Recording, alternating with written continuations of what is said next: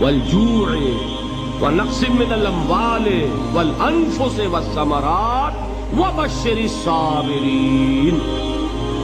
اور دیکھو ہم تمہیں آزمائیں گے، وَلَنَبْلُوَنَّكُمْ، ہم لازماً آزمائیں گے تمہیں، بِشَيْءٍ مِّنَ الْخَوْفِ، خوف کی کیفیت طاری کر کے، والجوع، بھوک، فقر اور فاقہ، ونقص من الاموال، مالی نقصان، والانفس، جانی نقصان، والثمرات، اور ثمرات، پھلوں اور میووں کا نقصان۔ میرے نزدیک یہاں پر ثمرات کا مفہوم ایک اور بھی ہے۔ ایک تو صاف تھا کھجور کی فصل تیار ہے اور غزوہ تبوک جانے کا حکم مل گیا، کون اتارے گا؟ اور کھجور وقت پر اتری نہیں، برباد ہو جائے۔ یہ ہو رہا ہے نا میووں کا نقصان۔ اور میرے نزدیک یہاں یہ بھی ہے، بسا اوقات بہت سی محنتوں کا نتیجہ انسان دیکھتا ہے کہ ضائع چلا گیا، میں نے 10 سال محنت کی، حاصل کوئی نہیں۔ یہ ثمرات کیا ہیں؟ محنتیں، محنتوں کے ثمرات کا ضیاع۔ کوشش آپ نے کی، قسمت کی خوبی دیکھیے، ٹوٹی کہاں کمن، 2-4 ہاتھ جب کے لبے بام رہ گئے۔ Be prepared. ایک شاعر کے یہ اشعار ہیں، وہ کمیونسٹ تھا، میں نام بھی نہیں لیتا، لیکن یہ کہ یہ اسی انقلابی، چونکہ ان کا بھی ایک انقلابی نظریہ ہے، انقلابی عمل میں یہ سارے مراحل آتے ہیں۔ کوئی سیٹ بیک آیا فرض کیجئے، کوئی ناکامی ہو گئی، تو اپنے ساتھیوں کو دل بڑھانے کے لیے یہ فصل امیدوں کی ہمدم اس بار بھی غارت جائے گی، سب محنت صبحوں شاموں کی اب کے بھی اکارت جائے گی۔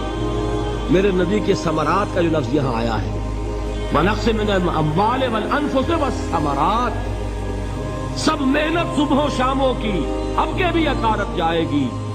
دھرتی کے کونوں کھدروں میں پھر اپنے لہو کی کھاد بھرو، پھر مٹی سینچو اشکوں سے، پھر اگلی رت کی فکر کرو، پھر اگلی رت کی فکر کرو، جب پھر ایک بار اجڑنا ہے۔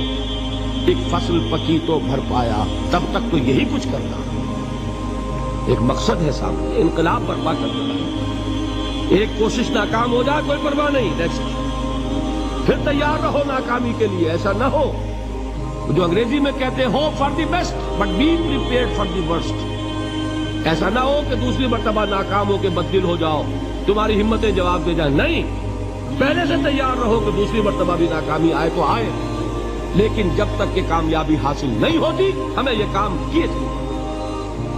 دیکھیے سیرت میں آیا کہ نہیں یہ واقعہ؟ بدر میں مسلمانوں کو فتح ہوئی تو احد میں زک پہنچی کہ نہیں؟ 70 صحابہ شہید ہوئے کہ نہیں؟ اگر ان کی ہمتیں جواب دے جاتی تو گاڑی کیسے چلتی آگے؟ تو فرمایا وَلَنَبْلُوَنَّكُمْ بِشَيْءٍ مِّنَ الْخَوْفِ وَالْجُوعِ وَنَقْصٍ مِّنَ الْأَمْوَالِ وَالْأَنفُسِ وَالثَّمَرَاتِ، ہم تمہیں لازماً آزمائیں گے، خوف کی کیفیت سے، فقر و فاقے کی کیفیت سے، بھوک سے، جان کے نقصان سے، مال کے نقصان سے، محنتوں کے حاصل کے ضائع ہو جانے سے۔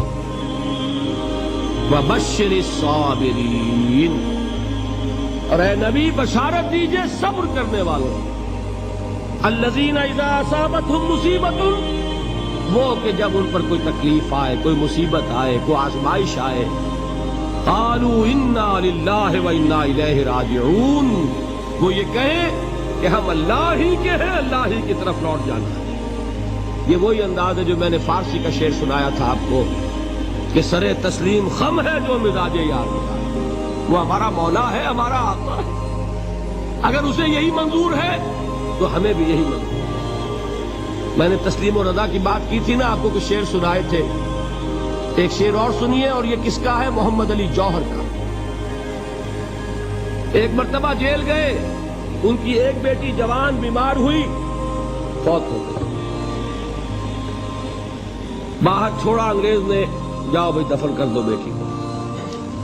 دوسری مرتبہ جیل گئے، دوسری جوان بیٹی اسی مرض میں مبتلا ہوئی، اب یہ جیل میں ہے، خبر پہنچی کہ دوسری بیٹی کے اوپر بھی اسی مرض کا حملہ ہوا ہے۔ ایک نظم لکھی ہے جس کا آخری شعر یہ ہے تیری صحت ہمیں منظور ہے لیکن اس کو نہیں منظور تو پھر ہم کو بھی منظور نہیں.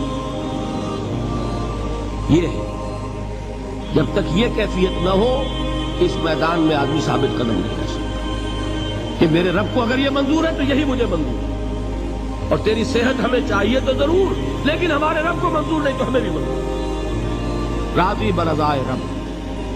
وبشر الصابرین الذین اذا اصابتهم مصیبۃ قالوا انا للہ وانا الیہ راجعون.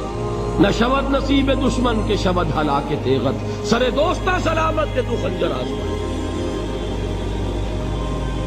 اولئک علیہم صلوات من ربہم ورحمہ. یہی ہے وہ لوگ جن پر ان کے رب کی طرف سے عنایتیں ہیں اور رحمتیں ہیں.